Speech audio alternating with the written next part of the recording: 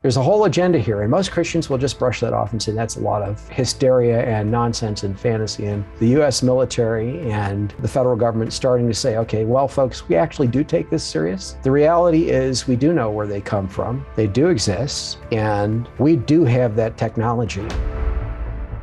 So we are aware that there were human-angel hybrids, the Nephilim of history, right? The demigods of mythology, ancient Greek and Roman lore, et cetera, and then what was before the flood. These unnatural creatures that were taller typically than humans and that were often worshipped, presumably, as gods, that brought about a lot of violence on the earth, leading God to judge the earth in Noah's flood, okay? Being wiped out in the flood, these human angel hybrids, these creatures came about as the result of some of the fallen angels going into human women and impregnating them unnaturally. And these women gave birth to hybrids, chimeric hybrids, part angel, part human. We know all that from the biblical account, okay? What we don't know is how that relates to the dinosaurs, and I'll say we, that doesn't mean me. What most Christians have not understood or known is how that relates to the dinosaurs or what these creatures did beyond Earth, okay? We know today that there's all this talk of quote unquote aliens, right? And those who say they're witnesses to them say they encountered corporeal beings like greys or quote unquote reptoids or these kinds of things, humanoids, often abducted, taken in actual anti-gravity craft like flying saucers, this kind of thing, to be impregnated.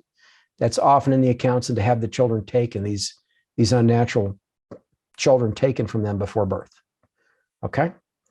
There's a whole agenda here, and most Christians will just brush that off and say that's a lot of hysteria and nonsense and fantasy and delusion, and you're just a crazy person influenced by a demon or whatever. You're just a little loon, right? A little off, okay? So, and now, of course, in recent years, we've had the U.S. military and the federal government starting to say, okay, well, folks, we actually do take this seriously, and we don't know what these things are or where they're coming from. That's the public line, okay? So a lot of that is just lie upon lie upon lie, what we're being told publicly. The reality is we do know where they come from, and they do exist, and we do have that technology also. We've had the ability to do interstellar travel now for several decades. Humans do. And it's been acquired from humanoids who are working behind the scenes with militaries, including our own, to prepare for Armageddon. Okay, when you say interstellar, beyond our solar system, between star systems. I see. Faster than light travel. Light was never a barrier to travel, in fact, in terms of speed. But that being said, and we've had the physics and the technology to do this for a long time now, but we initially got it from these humanoids. Now, the humanoids, you might think, well, are they Nephilim? Are they like the ones wiped out in the flood? And in reality, most of them are not. They've been genetically engineered from life on Earth as chimeras, part human and partially other creatures on Earth, okay?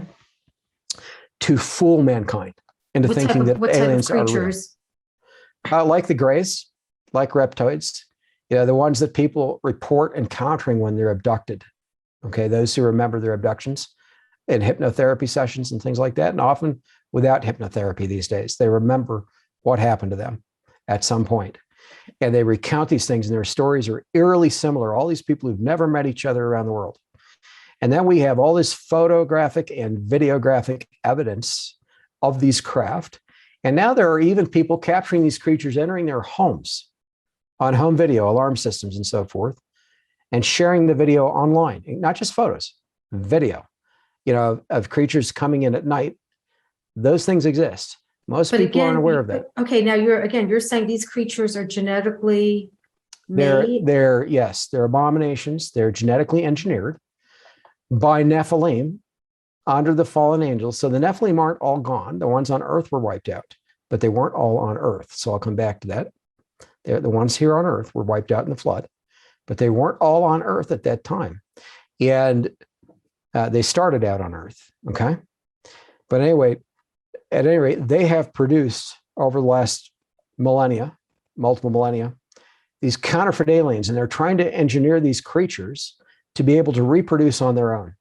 And they haven't achieved that yet. God put barriers in the genomes to prevent unnatural breeding so that creatures reproduce after their own kind, the creatures he made, right? But they've learned to overcome that with reptiles and with birds and with a lot of things. And I'll come back to that. They haven't overcome it, I don't think, yet with these humanoids they're engineering. So they keep abducting humans to keep this facade going, to keep the fake aliens going, et cetera. And there's a whole massive agenda to that, but it's to deceive the nations of the world and the top leadership into thinking aliens are real. And if the aliens created us, they're our gods, not the God of the Bible. Okay? They made us, they're related to us because they made us from themselves, not the other way around. In other words, inverting the truth. They came from us, not us from them. They're claiming the latter. So that being said, that would be pretty incredible by itself if that's all there was. There's a great deal more, and it is staggering, and it destroys macroevolution.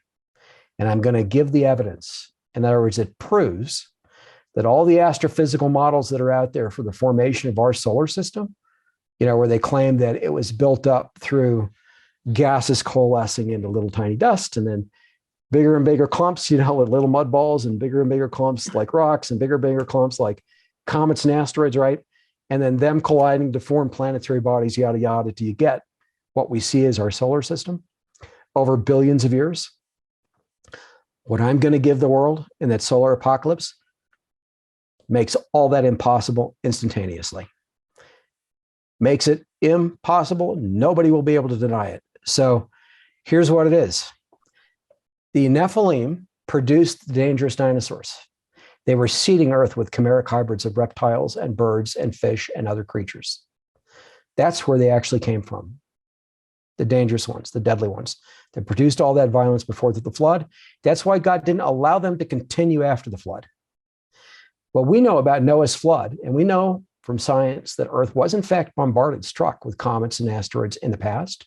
Scripture doesn't talk about that directly, and Christians think Scripture doesn't talk about that at all, quite often. Here's what Christians are missing. With Noah's flood, the windows of heaven were opened, is what Scripture tells us, right? We understand that it rained for 40 days and 40 nights with the flood. We understand that's associated with the windows of heaven being opened. They're in Genesis. What does it really mean that the windows of heaven were opened? Well, number one, it means they could look through the sky, if anybody was under that, to see space and no atmosphere above them. The atmosphere was ripped apart. What happens if you get a big enough comet or asteroid strike? It doesn't have to be a very big one, by the way. The atmosphere above it gets ripped apart. You could literally, if you were under that thing, look right into space. And see the stars like if you were outside the atmosphere in space with a light on your periphery, but you'd suffocate, of course, but you would see that, right? Okay, so that's a suggestion that the Earth was bombarded also at that time with the flood, that's part of what triggered it, okay? We can look in our solar system and we can see that our moon is pockmarked badly on one side more so than the other from bombardment. We can look at Mars and see its whole surface has been badly bombarded. Okay. We can look at Venus and people say, well, the scientists do, it was probably an Earth-like planet, but something happened to it that made its atmosphere super hot like it is today. Some catastrophe happened and we don't know what that was, right? We can look at what's between Mars and Jupiter, the asteroid belt and so forth, and what's beyond. And there are a lot of people who think there was one or more planetary bodies that no longer exist, a planet or two or more, that were just blown to bits, sitting between Mars and Jupiter, okay? So here's what really happened. And I'm not just saying this, I'm giving the proof in the Solar Apocalypse series, what the world hasn't seen and what's been covered up. I have it, and I'm going to give it on a silver platter. So we did have at least one planetary body between Mars and Jupiter, if not more than one. All those planetary bodies, meaning the moon, Mars, that destroyed planetary body, and others in our solar system were densely populated with these hybrids the Nephilim were producing before the flood on Earth happened. They had seeded dinosaurs and other creatures all over our solar system already. Earth was incredibly densely populated by the time the flood happened. God made Earth very fertile from the beginning, much more so than it is today, okay? With a denser, thicker, more oxygenated atmosphere, more humid, etc. Earth was ripe for life to thrive and grow rapidly and larger everywhere before the flood. Our moon had an atmosphere and an ocean. Most people don't know that. But in about the last 5 years or so, scientists who are not Christians, who are evolutionists, are coming out and saying, we have evidence that Earth's moon once had an atmosphere and an ocean for at least 100 to 200,000 years. That's their claim. Now, of course, we know that it's not that old, right? The solar system is actually only thousands of years old. But we'll just let that go for a minute. They're seeing evidence that the moon had an atmosphere and an ocean, a liquid water ocean, our moon. Mars was Earth-like, only smaller and lower gravity, right? But otherwise, it was Earth-like. It was ready for life, like our moon. Same thing with a planet or planets that no longer exist between Mars and Jupiter. So here's the deal. We, meaning mankind, have now visited multiple comets and asteroids for up-close photographs in our solar system, not just Mars, not just the moon, okay? All of them, including Mars and the moon, are covered with complex biological fossils, including fossils of dinosaurs. Some identical to those that were on Earth. Wow. Some very different in appearance, but a very large variety, much larger than the variety of dinosaurs we've seen on Earth in our museums and so forth. Stunning, staggering, in many cases, Titan-sized. You know, like the kaiju, the titans of Asian mythology and lore? I have photos of real ones that are not on Earth. I've got a good photo of a head sticking out of the side of a comet that's bigger than what can fit in my living room, just the head, of a reptile that has the eyes, the ears, the mouth, part of the neck, all exposed, sticking out of the side of the comet. And that's not even a big one. Not even a big one. There's nothing that's been portrayed in our science fiction on Earth, even like the Cloverfield movies, the last one where the thing has its head in the clouds. It's so big. Okay, the creature, even that isn't the biggest one. There are bigger ones that did exist. And I've got photographs of them. I'm not just saying this. Photographs from NASA and other space agencies that they've not talked about. There was one where JPL, the Jet Propulsion Laboratory, came close and they said, you know, this looks like a creature, but they dropped it right there because it was about 70 miles in length. But why would they not want us to know about that? Because they can't explain it and it's terrifying. And it might just be that they're not all dead. Some of them on Mars. So, and on the moon, I've got photos of tracks exiting craters, for example, going in multiple directions, tracks all over the place. But that being said, we see this on Mars, all over its surface. Everywhere the rovers have been, we also see orbital photos showing giant heads. People talk about that face on Mars. Well, that thing is about a mile in diameter, and it's huge, right? And they think it's an unnatural construction, those who look at that and think something about it. You know, it's not just a decayed mountain, right? There are much better ones that are much larger on Mars' surface that are not decayed like that have been photographed orbitally.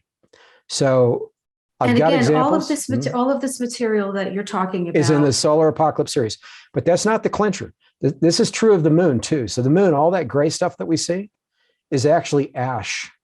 After the moon was struck, you know, mostly bombarded on one side, shielding the Earth with Noah's flood, and the atmosphere ripped away, that liquid water ocean that was on the moon's surface mostly just froze in place. So there's enough ice just on the surface of the moon today to where if it was all melted, the entire surface of the moon would be covered by an ocean. Wow. Liquid water. The whole surface of the moon today would look like a ball of water to us. But all that froze, you know, and the stuff that was on the land was incinerated, and all that ash rained down on the surface of the moon everywhere and covered that ice mostly and everything else. So now we see a gray ball, but all that dust is ash. That's what it is. It's fine ash. Often it's volcanic ash also, but it's ash. So that's our moon. But here is the clincher. Comets and asteroids, if they were what astrophysicists, macroevolutionists claim them to be, could have nothing more than dust, ice, you know, frozen gas, rocks clumped together, you know, metals. That's the most that they could have. And even that's hard to explain when you get into things like metals It takes a lot of scientific acrobatics to try to explain much of that, let alone the idea that they're finding organic molecules in all of these objects, okay? And that much they've admitted publicly. They're all covered in organic molecules, okay? And they're having trouble explaining that, so they're just kind of giving what in reality is mostly scientific nonsense to the public about it, and most people don't realize that they're being told nonsense. But here's the real deal. All of those objects, the comets and asteroids, every single one that we photographed up close, are covered in complex biological fossils. Heads sticking out through the surfaces, sometimes complete corpses lying on the surfaces. Wow. In other words, these are the debris of one or more planetary bodies that were densely populated, exploded, blown into space, some off the surface of Mars. And as they were blown into space, they clumped, and those creatures weren't all dead. So they tried to make their way. I mean, this happened really fast. They tried to make their way to the surface to breathe. They get there, and where are they? They're in space. Instant suffocation and freezing, and just dying, freezing in place. The point is, if you can show photographs like that and heads sticking out of the surface that are obvious, which I can and will, in that solar apocalypse series, everything macroevolutionists have ever claimed about the existence of our solar system or anything else in the universe, evolving over billions of years of models, literally become impossible.